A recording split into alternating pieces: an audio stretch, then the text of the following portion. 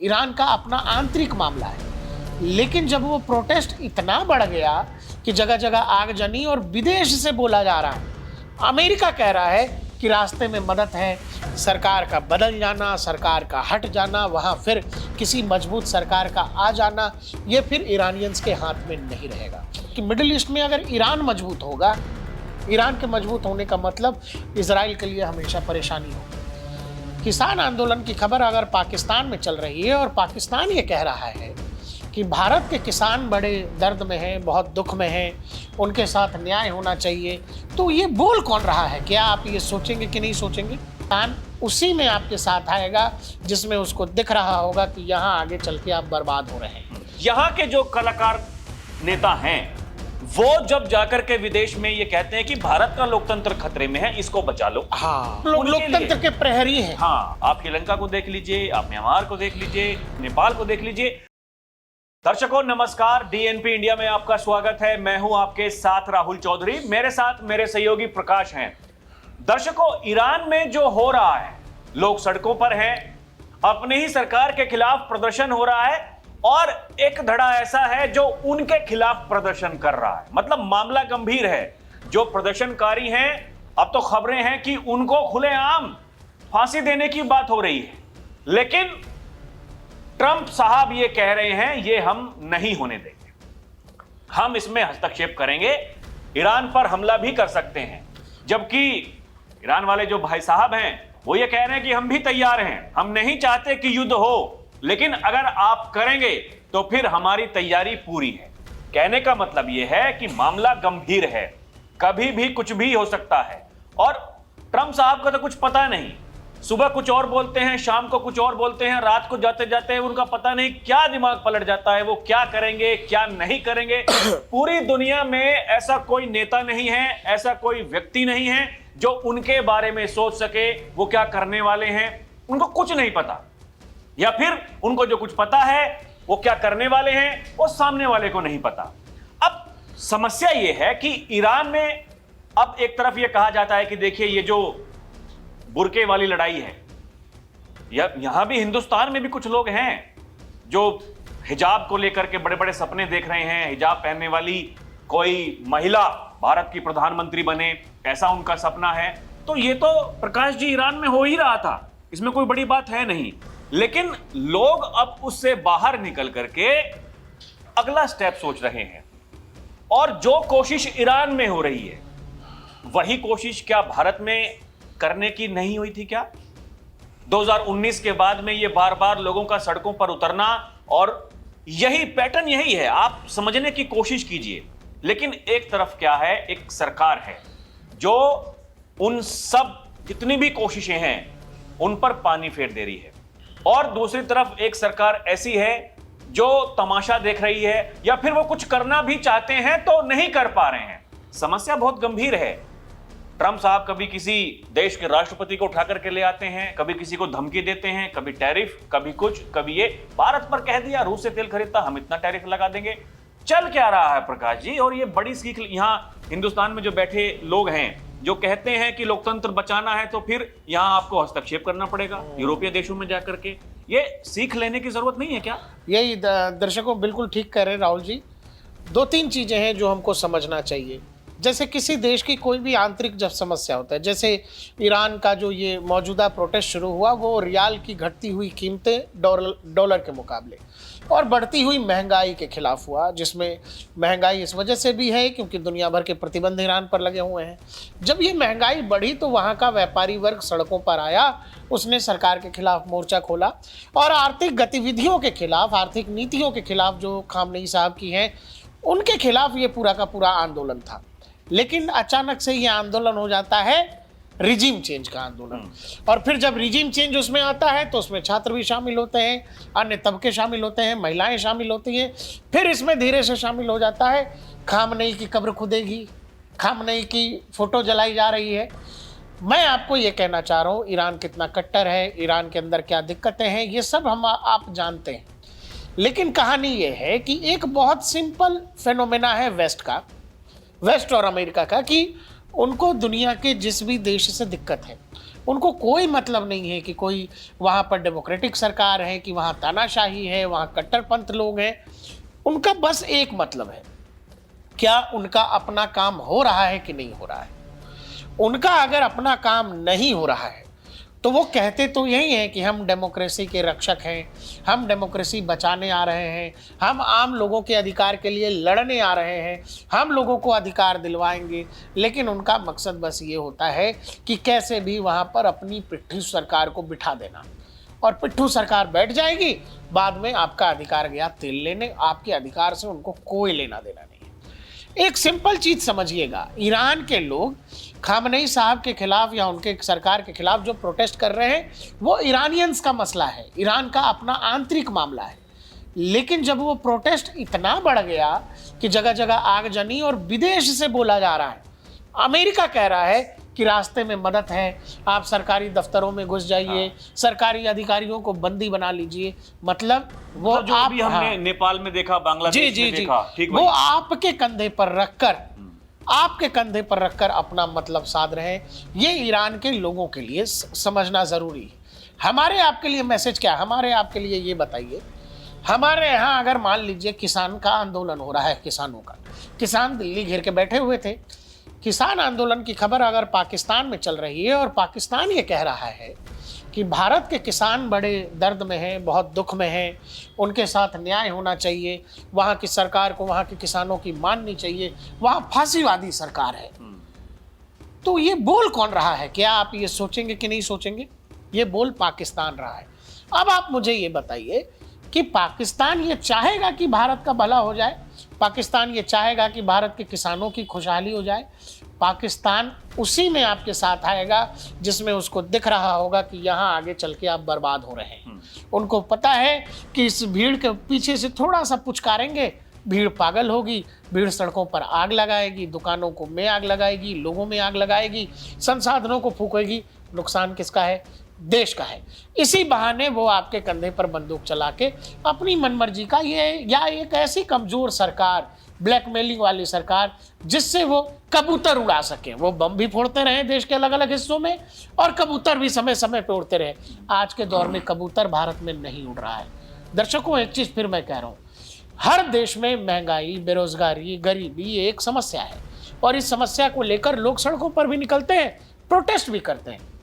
लेकिन इन प्रोटेस्ट में जब विदेशी ताकतें आपसे कहने लगे कि मजबूती से करिए, हम आपके साथ हैं, रास्ते में मदद है, आप ये बताइए, दुनिया में 57 इस्लामिक देश हैं, एक ऐसा देश नहीं है जो ईरान के समर्थन में खड़ा हो, ईरान के साथ खड़ा हो, कह रहा हो कि भाई ईरान में जो हो रहा है वो केवल ईरान का आंतरिक मामला है। ऐसा क्यों है? ऐसा इसीलिए भी है, जब आप मिडिल ईस्ट का मैप देखें, दुनिया में इकलौता शिया मुल्क है ईरान, और ईरान इकलौता ऐसा मुल्क है जो वेस्ट के तमाम सैंक्शन के बावजूद, अमेरिका के तमाम प्रतिबंधों के बावजूद सर्वाइव कर रहा है।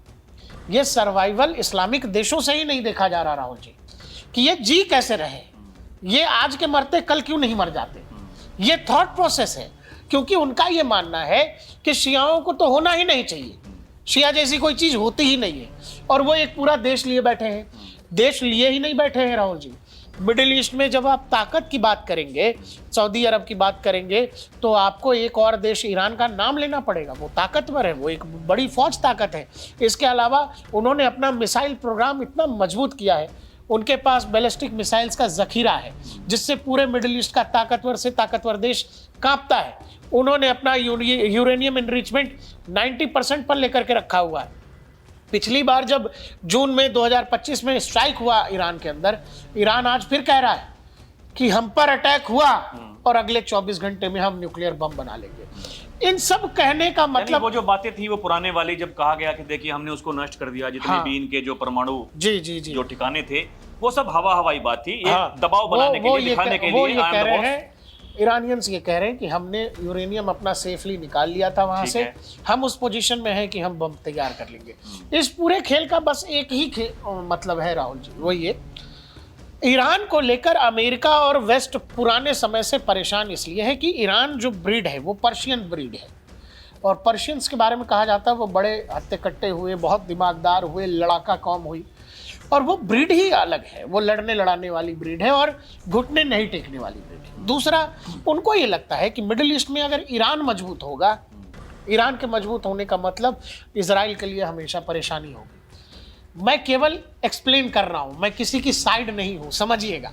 मैं बस ये बतलाना चाहता हूं कि कोई भी देश बस अपने हिसाब से जीना चाहता है, रहना चाहता है, इसमें वेस्ट और अमेरिका को कितनी दिक्कत हो जाती है। उनको ईरान चैलेंज कर रहा है मिडिल ईस्ट के अंदर, और वो इसीलिए चाहते हैं कि वहां अगर पिट्ठू सरकार होगी, आप ये समझिए ना, ईरान में 70s में एक आंदोलन हुआ। 70s में जो आंदोलन हुआ वो इसलिए हुआ कि वहां लोगों ने कहा कि ये जो शाह पहलवी और उनका परिवार है, ये जो है ये यूरोप और वेस्ट के करीब जा रहा है। कल्चर पर चल रहे हैं। जी, वहां लोग छोटे कपड़े पहन रहे हैं, महिलाएं छोटी कपड़े पहन के चल रही है। ये इस्लाम की नाफरमानी है, मुल्ला मौलवी की नहीं सुन रहे हैं। ये मजहब के खिलाफ की बात। मतलब हमें हिजाब वाली सरकार, हाँ, हमें हिजाब वाली सरकार चाहिए। वो हिजाब वाली सरकार नहीं, एकदम। आज उस समय जब खुमैनी साहब आए, पहले खुमैनी साहब भी जर्मनी में निर्वासित थे, वो भी बाहर ही था, जैसे आज शाह पहलवी का परिवार बाहर रह रहा है। वो उस समय क्रांति हुई तो खुमैनी ईरान आ गए, खुमैनी को सत्ता मिल गई। अब आज खामनेई साहब है। आज जो सत्ता के लिए 70s में आंदोलन हुआ, उसी सत्ता के खिलाफ आज ईरान में आंदोलन हो रहा है।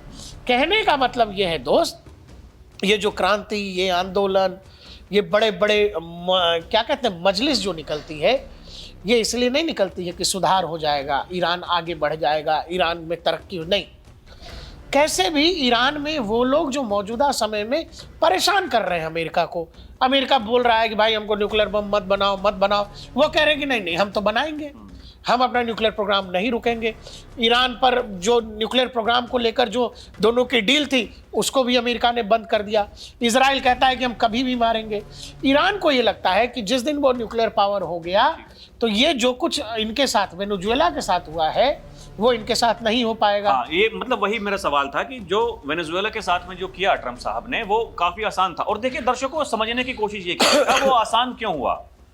एक राष्ट्रपति को, चुने हुए राष्ट्रपति को एक फौज उठा करके ले आती है और दूसरे वाले देश की जो फौज है वो तमाशा देखता है, तालियां बजा रहे हैं, मतलब वाह भाई वाह क्या बात हो गई। ये कैसे मुमकिन हुआ, समझिएगा। ये पूरा का पूरा एक प्लान था, ये केवल एक दिन का काम नहीं था, बहुत लंबी तैयारी थी। और वो तैयारी देखिए, आप हर उस देश को देखिए जहां इस तरह का बवाल हुआ है।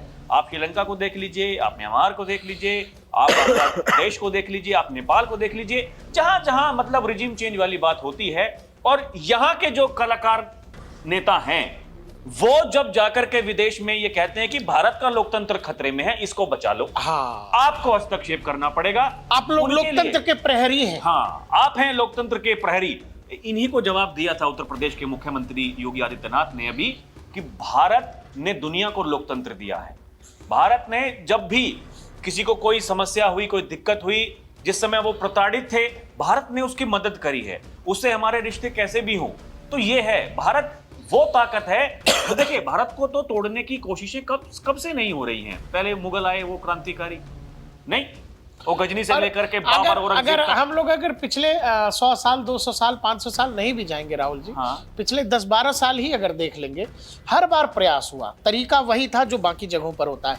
हमारे यहाँ सैन्य हस्तक्षेप नहीं मतलब हो सकता। आज वो तलवार वाला नहीं है। बहुत बड़ा देश है, ठीक है। तो क्या है कि आपको वैचारिक रूप से कुंठित बनाने की कोशिश, कि देखिए सरकार कितना आप पर दबाव डाल रही है, देखिए ये हिटलर की सरकार है, सरकार हर जगह निगरानी कर रही है। ये केवल, अरे भाई निगरानी कर रही है या नहीं कर रही है ये महसूस कौन करेगा? एज अ नागरिक हम करेंगे। हमें ऐसा कुछ महसूस नहीं हो रहा है, लेकिन ऊपर से आपको रोज बताया जाता है कि ऐसा हो रहा है, ऐसा हो रहा है। एक झूठ जब बार बार बोला जाता है तो समूह में कुछ ऐसे लोग होंगे जो उस झूठ को सच मान लेते हैं। मैं आपसे सिंपल एक बात कहता हूं, जिस दिन इस देश की चिंता पाकिस्तान करने लगे, दूसरे पड़ोसी करने लगे कि बाप रे भारत को आगे बढ़ना चाहिए, भारत की हालत बड़ी खराब है, समझ लेना बहुत सिंपल बात कि तुम सही रास्ते पर हो। तुमको तुम्हारे रास्ते से हटाने के लिए ये सारा ड्रामा हो रहा है। अरे पाकिस्तान वाले ये सपना देख रहे हैं राहुल गांधी प्रधानमंत्री बनेंगे तब भारत में कुछ होगा।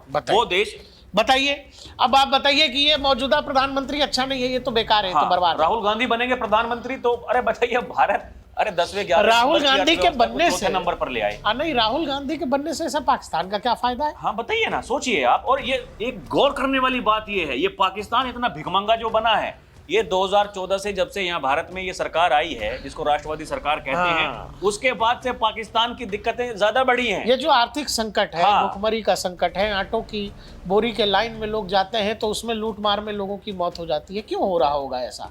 कुछ तो भारत ने अपनी पॉलिसी ऐसी बनाई होगी। आखिर वो देश जो हमको परेशान करता था अलग अलग शहरों में बम फोड़ के, हमने उसको मजबूर कर दिया उसके अपने देश में वो आटे की लाइन में दम तोड़ रहा है। आपको ये समझना पड़ेगा। दूसरा, हमेशा ध्यान रखना दोस्त कि तुम्हारी चिंता केवल तुम कर सकते हो, तुम्हारे परिवार, तुम्हारे घर के मुखिया कर सकते हैं। तुम्हारी चिंता तुम्हारा पड़ोसी जिस दिन करने लगे वो केवल तुम्हारा घर तोड़ना चाहता है। आज जो ईरान में जो कुछ हो रहा है, आप समझिए हमारे यहाँ क्या हो रहा था, सेम मोडस ऑपरेंडी है। मैं सिंपल आपको बताता हूँ। हमारे यहाँ CA/NRC का आंदोलन था, ठीक है जी, आंदोलन चल रहा था। लेकिन उस आंदोलन में अचानक से मोदी तेरी कब्र खोदेगी, मोदी तेरी कब्र खोदेगी, बाकायदा पुतले जलाने लगे। आंदोलन में और हिंसा में ये फर्क होता है, इस बात को समझिएगा। आंदोलन कीजिए, आंदोलन करने में, समझिए दर्शकों गौर से समझिएगा, आंदोलन करने में और फिर उस आंदोलन में अगर हिंसा होने लगे, वो हिंसात्मक रूप ले ले, वहां दिक्कत है, वहां सोचने की जरूरत है कि। और अमेरिका हमसे कहेगा कि हम नई दिल्ली में हो रहे प्रोटेस्ट को ध्यान से देख रहे हैं। क्यों देख रहे हैं भाई? हाँ। आपके यहाँ ब्लैक एंड व्हाइट को लेकर अब भी बहुत कुछ होता है, हम भी ध्यान से देख रहे हैं। आपके यहाँ संसद में अभी 5 साल पहले लोग घुस गए थे वॉशिंगटन कैपिटल बिल्डिंग में, हम भी ध्यान से देख रहे थे। आपके यहाँ 50 तरह की समस्याएं हैं अभी भी। इम्पीच हो गए ये आपके बाइडेन साहब, इससे पहले इम्पीचमेंट का कितनी बार नोशन आ गया था पहले कार्यकाल में डोनाल्ड ट्रंप पर। तो दुनिया के देश ऐसे ही कहते हैं कि हम, जो ताकतवर रहता है ना वो ऐसे बताता है हम तुमको देख रहे हैं, हमारी तुम्हारी पर नजर है। ऐसे ही हाल फिलहाल कई बार बोला गया जयशंकर साहब की तरफ से, हम भी दुनिया को देखते हैं। हाँ। हम भी दुनिया की चीज़ों पर नज़र रखते हैं। क्या है कि ईरान में जो कुछ हो रहा है वो आंतरिक नीतियों का एक तो जो है वो तो है ही कि आंतरिक नीतियां जिस तरह की खामनेई की थी, अगर उनमें कुछ सुधार की गुंजाइश होती तो ये हाल नहीं होता। जहां अब रिपोर्ट आ रही है कि 12,000 से ज़्यादा लोगों को मार दिया गया। देखिए ये वेस्टर्न प्रोपेगेंडा भी हो सकता है, लेकिन वो 12,000 की संख्या 2,000 पर आके जरूर अटक रही होगी कि वहां राहुल जी इतने लोगों को तो जरूर निपटा दिया गया होगा। लेकिन फिर मैं आपसे कह रहा हूं, सरकार का बदल जाना, सरकार का हट जाना, वहां फिर किसी मजबूत सरकार का आ जाना, ये फिर ईरानियंस के हाथ में नहीं रहेगा। जैसे ही वहां सत्ता परिवर्तन होगा और बाकी के खिलाड़ी अगर उसमें इंटरेस्टेड हुए, जैसे कि वहां क्या हो रहा है, वहां स्टारलिंक ने अपने सर्विसेज दे दी। आपको खामनेई के समर्थन में वहां जो प्रोटेस्ट हो रहे थे, वहां खामनेई के भी समर्थन में प्रोटेस्ट हो रहा है। वो तस्वीरें नहीं आई दुनिया तक, तस्वीरें वो आई जो विरोध की तस्वीर थी। स्टारलिंक ने अपनी सर्विसेज दे दी, सरकार ने इंटरनेट बैन कर रखा था, वो तस्वीरें दुनिया भर में आई।